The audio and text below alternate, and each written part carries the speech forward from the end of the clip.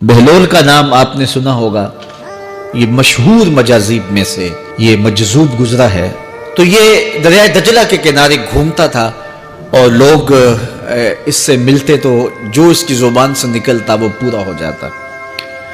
تو ایک دن دریائے دجلہ کے کنارے یہ گھوم رہا تھا کہ ہارون رشید اپنے مکان کی، اپنے محل کی چھت پہ ٹہلتے ٹہلتے بہلول کو دیکھتا ہے، تو خادموں کو کہا کہ ذرا اسے میرے پاس حاضر کرو۔ شاہی حکم نامہ تھا۔ جو چھت کے اوپر خادم تھے انہوں نے اوپر سے ڈولی پھینکی اور نیچے والوں کو اشارہ دیا، انہوں نے بہلول کو پکڑا اور ڈولی میں رکھ دیا، اوپر والوں نے رسیاں کھینچ لی۔ 2 لمحوں کے بعد بہلول بادشاہ کے سامنے تھا۔ تو بادشاہ نے بہلول سے کہا کہ بہلول ایک بات تو بتاؤ، کہا پوچھئے، کہا آپ خدا تک کیسے پہنچے ہو؟ تو بہلول نے مسکرا کے کہا جیسے آپ تک پہنچا۔ تو بادشاہ کا تو خیال تھا کہ کوئی بڑی باریک بینی سے کوئی فلسفہ بتائے گا، لیکن یہ 2 لفظوں میں اس نے کہہ دیا جیسے آپ تک پہنچا۔ بادشاہ نے کہا میں نہیں سمجھا، حضرت آپ سمجھا دیجئے۔ تو بہلول نے کہا کہ حضرت میں خود آنا چاہتا تو دیوان خانے میں جاتا، درخواست لکھ کے لے جاتا، پھر جمع ہوتی، پھر کئی واسطوں سے ہوتے ہوئے آپ تک پہنچتی، آپ پھر مجھے وقت دیتے ملاقات کا، 6 ماہ بعد، سال بعد۔ اس وقت پہ میں تیار ہو کے ملاقات کرنے آتا، آپ کے کوئی شاہی مہمان آ جاتے تو پھر ملاقات منسوخ ہو جاتی، پھر بھی آپ کی مرضی ملاقات ہوتی نہ ہوتی، میں چاہتا تو مہینے سال لگ جاتے، لیکن ملاقات پھر بھی آپ کی مرضی پہ، اور جب آپ نے چاہا ہے تو 2 گھڑیاں بھی نہیں لگی۔ تو کہا بندہ چاہے تو کروڑوں سال بھی بیت جائیں، اس کے قرب کی کوئی انتہا نہیں ہے، لیکن جب وہ چاہے تو 2 گھڑیاں بھی نہیں لگتی۔